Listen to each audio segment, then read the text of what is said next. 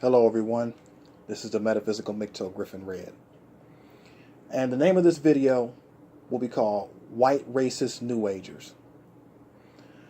I decided to do this video.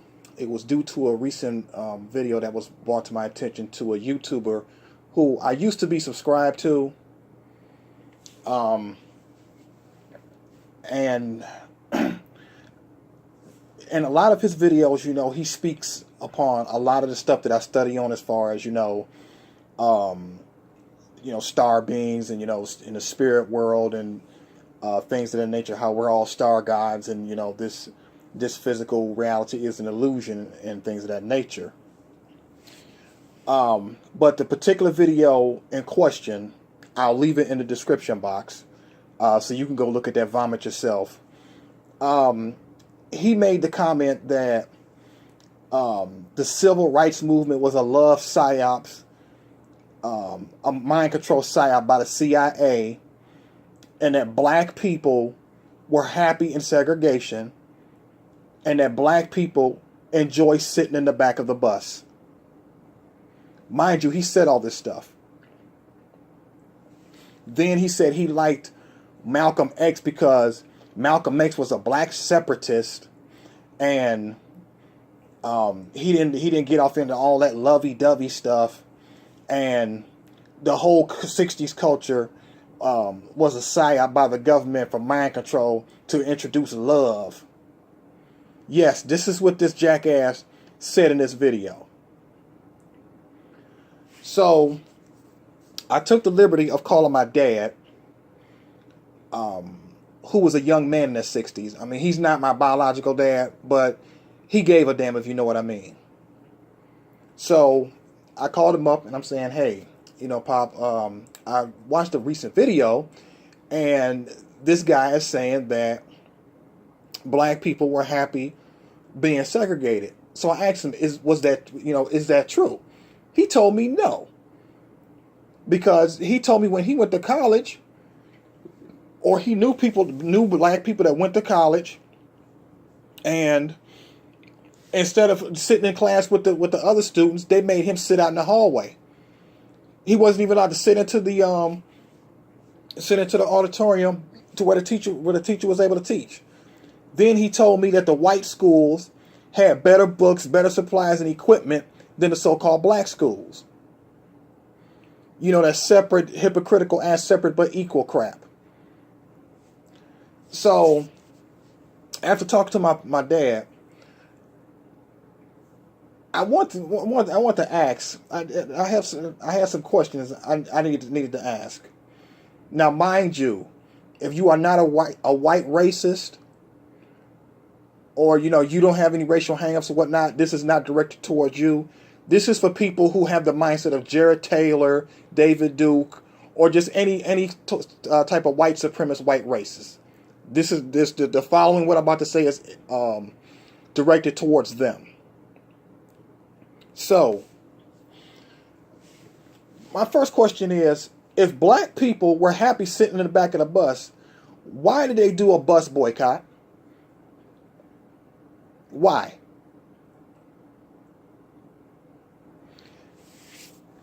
And did you know that Malcolm X actually changed his view on race after he took that trip from Mecca? I have the letter here, and I'll read it to you. It's called Letter from Mecca, Malcolm X, April 1964. It reads, "Never have I witnessed such sincere hospitality and overwhelming spirit of true brotherhood as is practiced by people of all colors and races here in this ancient holy land, the home of Abraham, Muhammad, and all the other prophets of the Holy Scriptures.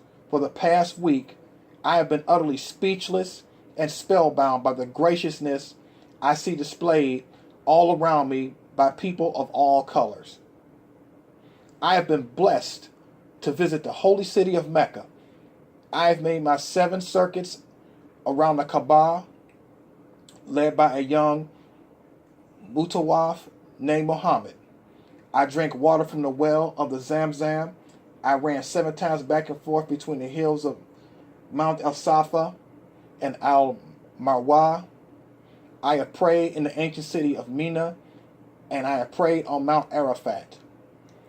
There were tens of thousands of pilgrims from all over the world. They were of all colors, from blue-eyed blonde to black-skinned Africans. But we were all participating in the same ritual, displaying a spirit of unity and brotherhood that my experience in America had led me to believe could never exist between white and non-white. America needs to understand Islam, because this is the one religion that erases from its society the race problem.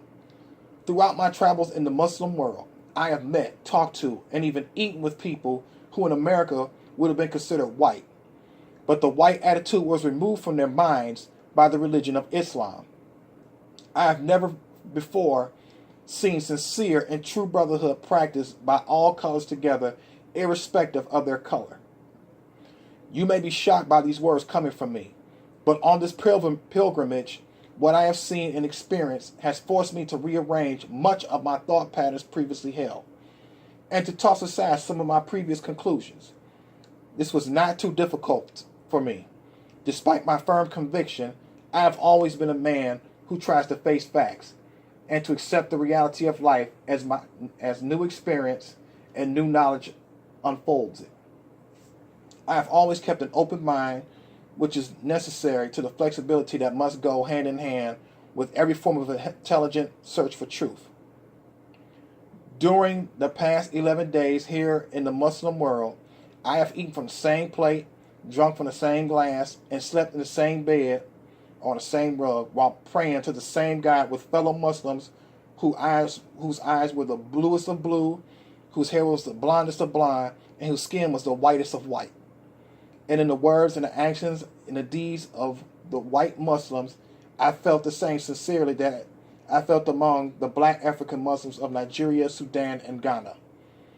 We were truly all the same, brothers, because their belief in one God had removed the white from their minds, the white from their behavior, and the white from their attitude.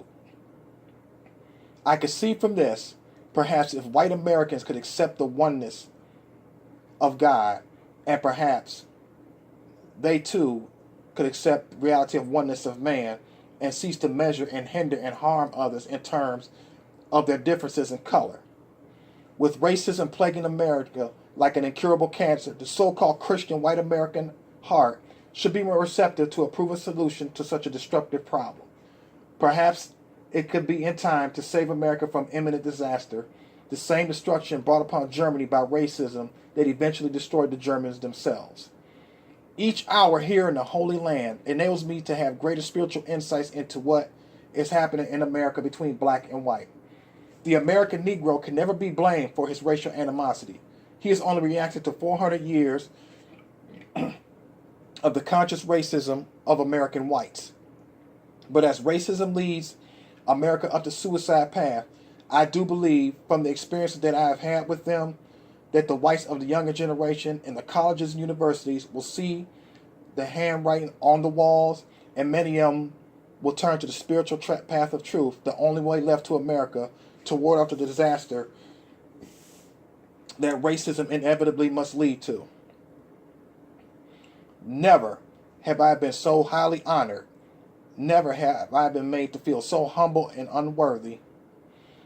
Who would believe the blessings that have been heaped upon an American Negro? A few nights ago, a man who would be called in America a white man, a United Nations diplomat, an ambassador, a companion of kings, gave me his hotel suite, his bed. Never would I have even thought of dreaming that I would ever be a recipient of such honors. Honors that in America would be bestowed upon a king, not a Negro. All praise is due to Allah, the Lord of all the worlds. Sincerely, El-Hajj Malik El-Shabazz, Malcolm X. So how do you explain that asshole who made that YouTube video? And also, if white people naturally stuck to their own kind, then why did they put black people on the coats of arms in Europe? How do you explain that? I'd like to know, how do you explain that? And then I'm gonna go into another article, and I really believe that this sums this guy up, truthfully. And it's an article by Tim Wise. It says unnatural selection, or no, Richard Spencer, racial separatism isn't normal.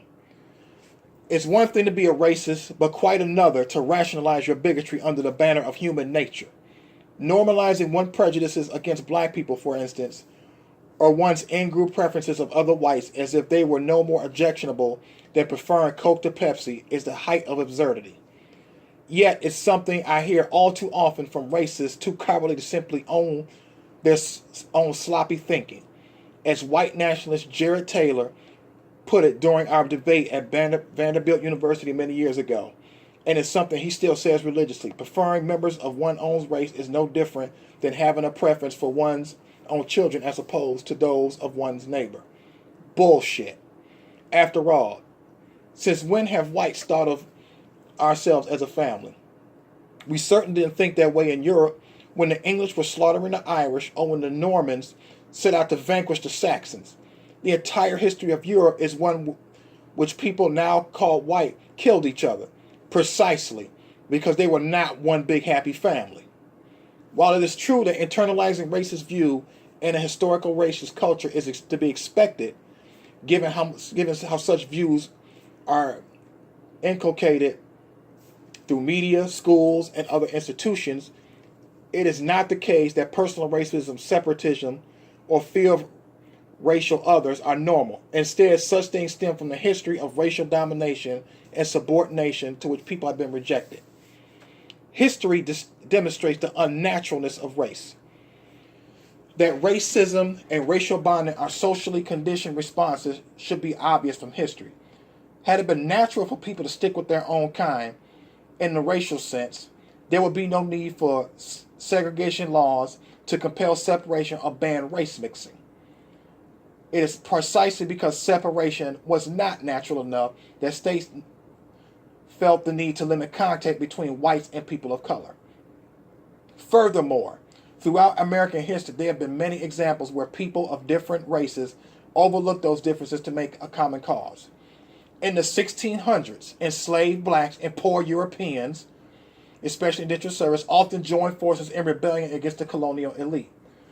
Recognizing their common economic interests, they fomented insurgencies that prompted the gentry to develop more intense forms of racial division as to foster separation where it had not existed before. Only in the wake of the cross-racial uprisings, like Bacon's Rebellion, the elites began to fully develop the concept of the white race. Previously, lower-class Europeans had hardly been seen as part of the common family with the aristocracy. But to unite the masses behind the economic engine of slavery and solidify their position at the top of the nation's hierarchy, elites began to speak of white people, united by a common culture, all of whom should be granted certain rights and privileges above all non-whites. By granting the white the right to participate in white supremacy to persons at the bottom of the caste structure, such mechanisms as slave patrols, the ruling class offered a stake in the system to those without a pot to piss in. It wasn't much, but it was enough to divide and conquer those who previously had worked together for common interests. Prior to the development of whiteness in the colonial period, indeed, well back into antiquity, the notion that there was some natural division based on color or even continent of origin would have been observed. Herodotus, for example, whom white supremacists would surely consider one of their own tribe, remarked in his work the histories about the advanced kingdoms of Africa while castigating several European tribes as vicious cannibals. Yes, as a Greek, he thought the Greeks were superior to all others, but his notions of better and worse were beyond the nation state, were unconnected to color or continent. They were not in any sense racial.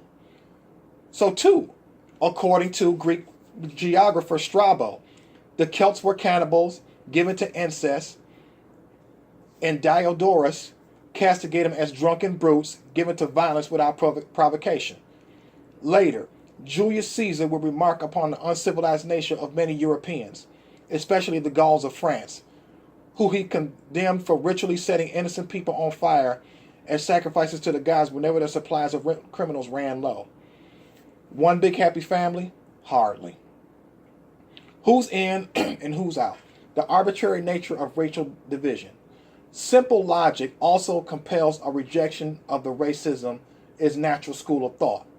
Though we may feel comfortable with those who are like ourselves, this fails to establish that racial separation, let alone racism, is a natural condition. After all, there are many categories that the human mind would choose to prioritize as it goes about the business of deciding who is like and who is unlike oneself. One can make weight, height, mutual interest, or some other attribute the primary dividing line of in-groups and out-groups. Indeed, from an evolutionary perspective, things like speed or strength would have been more logical categories for determining one's allegiance. Skin color, the attribute traditionally used to mark race, is not any more natural as a divine line than any of these other points of demarcation, and in some cases a bit less so. As such, the two related decisions, first to place race above all other things, and then to delineate races by such outward appearances as skin color, are indeed decisions, not instinctual responses. And when it comes to feeling more comfortable with those like oneself, how can any white American suggest they have more in common with someone freshly arrived from, say, Central Europe than with so-called African Americans whose families have been in this country for generations and share many elements of the common culture? It goes on. The fallacy of personal experience. Others claim that their personal experiences with members of different racial groups justify their biases. Such an argument suggests the power of selective memory. Studies have found that we tend to remember negative behavior in those who are considered different, while ignoring the many times members of our own group did the same things, because in the latter instance, such behavior doesn't trigger a pre-existing mental schema that can be applied to explain the behavior. This is why whites can continue to fear blacks, even though most of us have been victimized far more often by other whites, whether it is as violent attackers, shifty landlords, or pushy bosses. Indeed, whites are about 5 times as likely to be criminalized by another white person as by a black person. But we don't respond fearfully to white folks moving in next door or passing us on the street, the way so many do in response to black or brown folks doing the same. Not to mention, if experience with others are what led us to feel the way we do about certain groups, then our feelings are not natural at all. They did not exist prior to the experience we claim animate our current fear, dislike, or discomfort. And the fact that they exist now only attests to the experimental environmental influences that engender feelings of racial amity or enmity. Furthermore, is racial bonding were as natural as some claim, one would expect the process to play out roughly in all racial groups, though it doesn't. Blacks, for example, express significantly greater desire than whites to live in racially mixed neighborhoods. And when asked by pollsters, whites are more likely than blacks to say that it's best for people to stick with their own kind in the racial sense. So too, Asian Americans and Latino folks have high rates of intermarriages with whites and rarely seek to avoid whites the way whites seek to avoid being around too many people of color. Indeed, it was in part the openness of African and indigenous American cultures and their relative lack of racial consciousness that rendered them vulnerable to conquest, enslavement, and colonization. In other words, some folks appear more likely to engage in racial othering, and those most susceptible, at least in the U.S., are white. Racial bonding is a power grab. Racial consciousness and a desire to bond around whiteness, which the nationalists and supremacists in Charlottesville last August would like us to see as normal, is not instinctual nor the logical result of personal experience. Historically, it has been the result of lower class whites cleaving to higher status whites precisely because of a desire to attain higher status. In other words, it was a desire for power and standing that has given whiteness meaning at all. which is to say, it would have no importance absent a white supremacist system that emerged from violence, conquest, and force. Consider the rich of the Irish immigrants to the United States.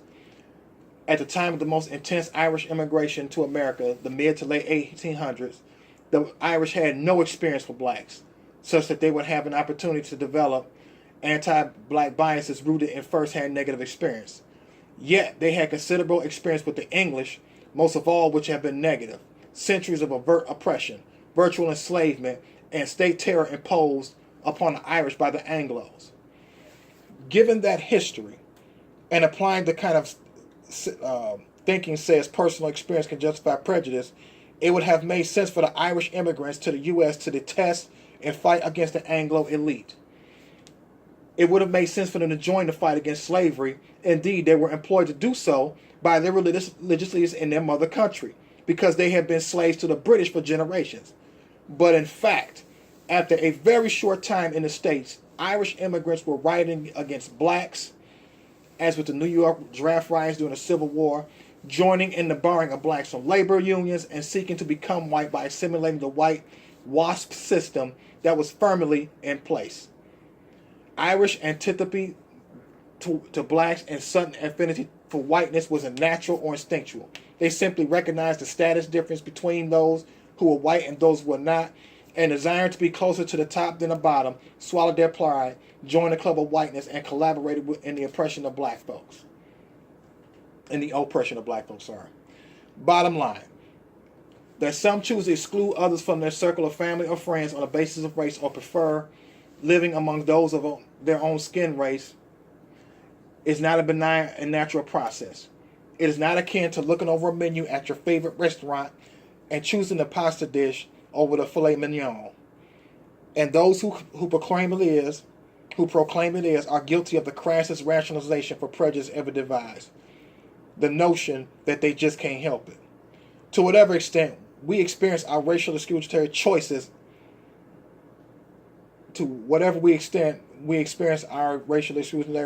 as natural, we must yet realize how our choices have been circumscribed by material forces set in place long before we were born. Those forces are not our fault, but learning to confront and overcome them is our responsibility. If there are some who prefer to maintain the divisions established long ago by others, so be it. But they should at least have the decency not to insult the rest of us by calling their own pathology normal. This was an article by Tim Wise. So, I decided to leave a comment on this video. And in the comment I said, if racists naturally stick with their own, then why did Jim Crow laws come into being? I live in a predominantly white neighborhood, and I'm not white, for 12 years, and I've never had a problem. Majority of my friends are white. I believe it comes down to the mindset of the person. When segregation was alive here, a black man could go to France or any other country in Europe and ate with whites and had no problems. So, I had a jackass respond to my comment by the name of Jay Allen, and he calls himself responding saying, well, to protect against the communists that were trying to mix us together. These are easily answered questions if you do some elementary level thinking and problem solving. So I guess he was trying to get smart or whatever. But here's the thing with the Communist Party. The Communist Party didn't come into being until the early 1900s. Jim Crow was already being practiced beforehand. And see, this is another issue I have with these damn white racists. They have always been trying to create some boogeyman anytime some change comes along. Just like the jackass in the video, which is in the description box. He believes that the civil rights movement was a CIA front and a CIA psyop. So his logic is saying that black people like being lynched, black people like sitting in the back of the bus, black people like having their towns blown up, and I want to touch on that too. When black people tried to segregate from y'all and grant y'all what your little white club or whatever, And we had towns that were prosperous and doing just as good and sometimes better than the white towns and whatnot. You came and bombed them. You burned them to the ground. So how do you explain that? And then when you look at the comments look at the comments for some of the people, and from the area brotherhood, and there was even a comment by some goddamn mammy praising this guy. You know, saying, well, oh, you need to watch these videos by this preacher. He's with the Christian identity and things of that nature. And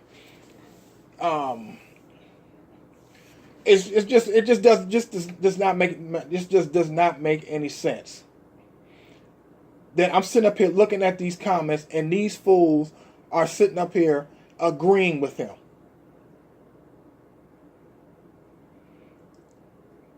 And here's another comment by Imperium Europa. It says, agreed. We were given hate as an emotion by the Creator for a reason. So there is no time for love, except towards true and close family members and loyal friends. This current North American system and society deserves nothing but hate directed at it. For it is so full of sick and disgusting people and values, and there is only room now for hate. But we must carefully harness and cultivate that hatred within us in order for it to have power to be effective during the struggle. And see, this is why people like Richard Spencer and a lot of these white nationalists are getting their asses whooped. And what really pisses me off is the hypocrisy of this particular YouTuber, you know, talking about all this esoteric knowledge and, you know, UFOs and things of that nature, and, you know, Gnosticism and everything, and this white separatist bullshit comes out your mouth. And then what really pissed me off is that the people you got condoning this mofo, and it's almost like as soon as somebody says anything in a YouTube video about white racism, these white nationalists and these people that have racial hang-ups in the comments section start ovulating and getting wet between the legs. Like the stupid ass tampon wearing squat pissing hoes that y'all are. And that is the goddamn issue I have. And let me read something else. It's an article by Mike Riggs. It says, white supremacy is a dead end for white people. The white supremacists who marched on Charlottesville last weekend, as well as their Confederates who cheered from afar, are now learning just how expensive it is to own those views in public. In the week since Unite the Right, 4 of the men who marched in defense of General Robert E. Lee's statue no longer have jobs. A roofer, a pizza shop employee, a supermarket employee, and a hot dog shop employee. Last, we heard from Christopher Cantwell, the lead subject of Vice's chilling report from Charlottesville. He was holed up in a hotel weeping into his cell phone. The dating site OkCupid has apparently banned him for life. The Daily Stormer no longer has a home on the open internet. GoDaddy and Google, as well as Cloudflare, have all severed their ties with the site. VDare, a thinking group that advocates racial separatism in order to preserve white civilization and culture, had its PayPal account suspended and launched its booking at the Cheyenne Mountain Resort in Colorado Springs, where it planned its annual conference. Milo Yiannopoulos had his MailChimp account shut down. In an interview with the American Prospect of all places, former Breitbart CEO Steve Bannon, the alt-right's paladin in the White House, described the marches of Charlottesville as a collection of clowns and losers.